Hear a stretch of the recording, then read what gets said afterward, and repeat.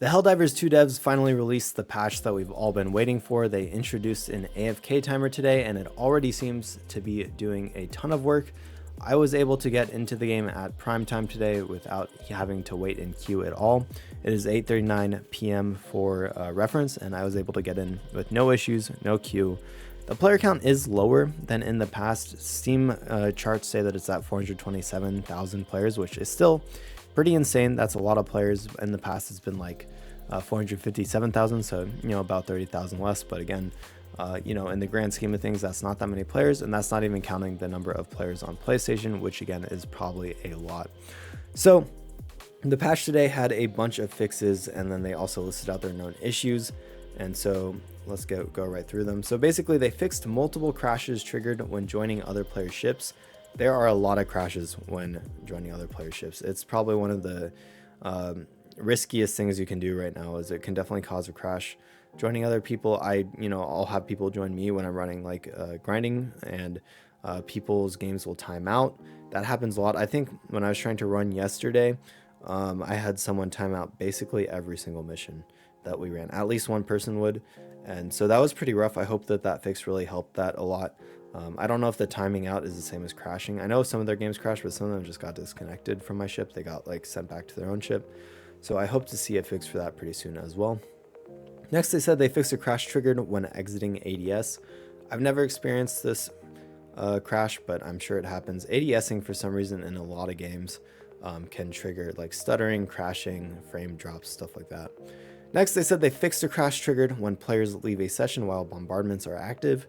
While I haven't crashed when something like that's going, the other day, I had a 500 kilogram bomb and I nuked the bugs. However, it didn't only nuke the bugs, it nuked 3 of the people in my party.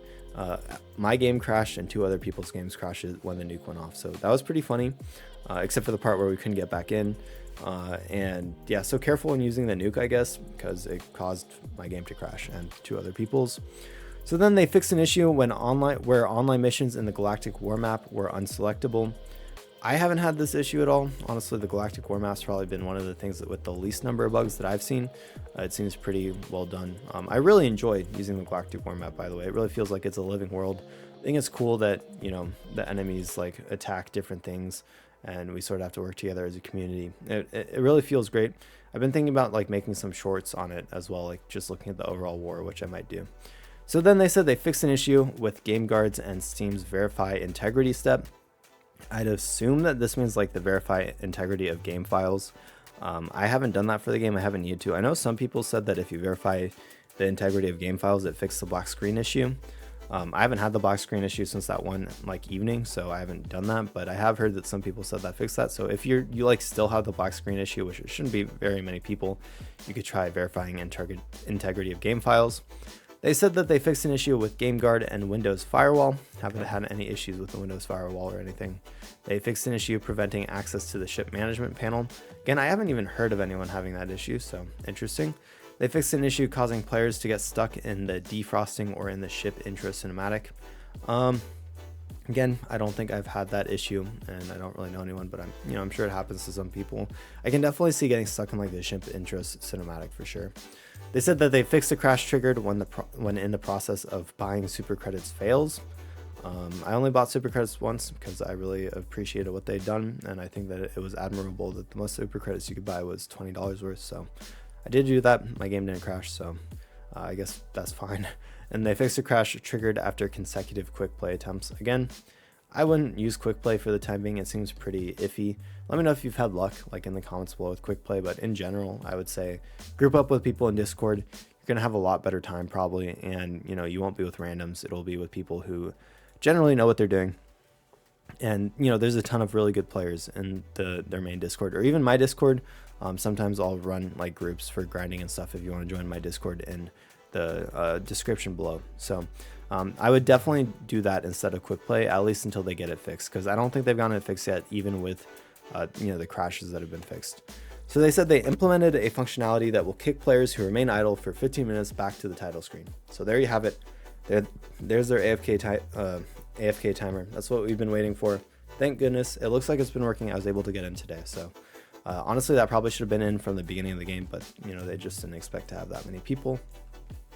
And then they said that they'll have continuous improvements on the client/backend communications, or client to backend communications.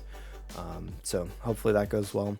And then here are their known issues that they said were either introduced by this patch or being worked on or from a previous version and have not yet been fixed. So they said no text is present from the requisitions and social menu on the player HUD. I haven't had that issue. Crash may occur when trying to matchmake on the Galactic War Map. PS5 players may encounter error code 10003001 on the login screen. I'm not a PS5 player, but on PC I did encounter a different error code on the login screen when I wasn't able to log in. They said that login rate limiting when many are logging in at the same time. Yeah, I don't think they fixed that yet, but luckily I didn't have that issue today. Players can become disconnected during play. That's a huge one. It's really frustrating because if you get like medals, or maybe not medals, but I think those get attributed to your account like right away. I think, yeah, if you get like XP and stuff, you won't get it if you get disconnected. There's some like other stuff that you don't get as well, maybe just like requisition slips or something. But if you like do like side missions during the main mission and then you join a mission in the middle, you don't get rewarded for it, which can be really frustrating if you get disconnected in the middle of like a 40-minute mission, you know.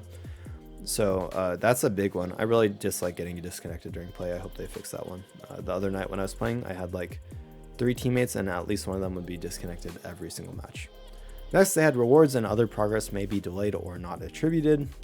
You know, a lot of people were complaining about that. I never really had issues with that, but I know a bunch of people were. But, you know, if you restarted your game, generally it would, you know, catch up to whatever rewards you expected to have. They said various UI issues may appear when the game interacts with the servers. Pickup of certain objects in game may cause characters to freeze in place for an extended period of time. I have heard reports in my comments of people saying this. I personally haven't had any issues with that. I heard it's more on PC than PS5, but I know people are having issues with that. I personally haven't though. They have other unknown behaviors may occur, so that could basically mean anything. Japanese voiceover is still missing from the intro cutscene and ship TV, and armor values for light/medium/heavy armor do not currently function as intended. Someone, not me, a YouTuber, made a video over that. I didn't actually like watch the whole thing or anything, but basically what they said is that, at least what I think they said is that like basically the extra armor values don't actually provide anything. So basically you should only wear light armor right now. That's the gist that I got from other people repeating what it was. But anyways, hopefully they fix that and make armor worth it. I would say that I would like to see some balance changes from them soon. I think that a lot of the weapons aren't really viable right now. A lot of people have been saying they want to see the flamethrower buffed, and I agree. It feels pretty hard to use, and it would look a lot cooler if, you know, it shot out a stream of fire and it just did more damage, or it had greater area of effect and, you know, didn't light you on fire as well necessarily. Not that like for any friendly fire with a flamethrower wouldn't be good. I just mean like it, sometimes you can light yourself on fire when you're like aiming out, you know. So they can definitely buff some weapons. I don't think they need to nerf anything. I think the railgun, while really strong, definitely takes some skill to have. You have to aim for the head. You have to hit multiple shots on like Bio Titans, so it's okay. But I want to see some balance changes sometime in the future with some buffs to some weapons. It doesn't have to be this week or next week, just you know, coming soon. And hopefully they have like a new Warbond/mech stuff coming down the pipeline. So the black screen has been much better. I haven't had any issues with the black screen, and honestly I've been seeing much less complaints about it. I've been running like some polls on my YouTube channel on the community tab, and most people are saying that they're not even having the black screen issue anymore. So I think they've got that mostly, for the most part, under control. And also I've also heard less complaints about people not being able to get in both today and yesterday. You know, if you're still having issues where you're stuck in a login queue, there is a trick with Steam where, you know, if you right click on one of your friends who is in game and you join on them, you'll be able to get in right away. And for the PS, or either join on someone or have someone in game send you invite, basically you'll get in, it'll be a black screen, there'll be a loading thing at the top right, and you know, it can take 5 to 10 minutes, but you will get in, you'll skip like the 3-hour queue or whatever. And so the other way is, again, they'll invite you. And for the PS5 trick, apparently, so I don't have a PS5 on, I'm on PC, but I've heard multiple people in my comments say that if you join or if you start Helldivers 2 from Quickplay, then you should be able to get in from that. So the player count is 420,000, as I said, which is less. I would say that I wouldn't be surprised if we started to see it trend downwards until they added some new content or some endgame other than war bonds. You know, right now, basically, once you're maxed out on samples, It's really easy to max out on XP and requisition slips. The requisition slip max is like 50,000. So even I maxed out on requisition slips because the only thing you can spend them on right now is stratagems. So they need to add some endgame content other than war bonds, because grinding for medals, there's only so much of that you can do. And the game is really fun, but I'm just saying, like, for the future, it doesn't have to be soon, but they need to add some endgame. So one thing that they could add is some sort of requisition slip sync right now, because right now there's nothing I can spend it on. So if they added like in-game where you could call in extra supplies or call in a mech, something that you could spend requisition slips for like each time that you buy it, that would be a wonderful addition, I think. Basically any single requisition slip sync that you could think of that they could add, that would be great. Then also I was thinking, like, samples is really not that hard to max out. So maybe if they added like small stat upgrades to just your like base character with like lots of samples, at least it would give people something to grind for. So say you could like add like 5 armor for like, you know, 80 of each sample, something maybe not that ridiculous, but something along those ideas. And other than that, AFK Timer, wonderful addition, great to see. And yeah, it was a great update. I hope they keep them coming. And yeah, so if you enjoyed this, I'll continue making update videos whenever they come out. I really appreciate all the support I've been getting on my videos recently. It means the world to me. Y'all are the best. Thank you so much for watching. If you want to catch my content in the future, feel free to subscribe.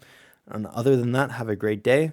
Have fun in your matches this week, and I'll see you next time. Thanks for watching, y'all.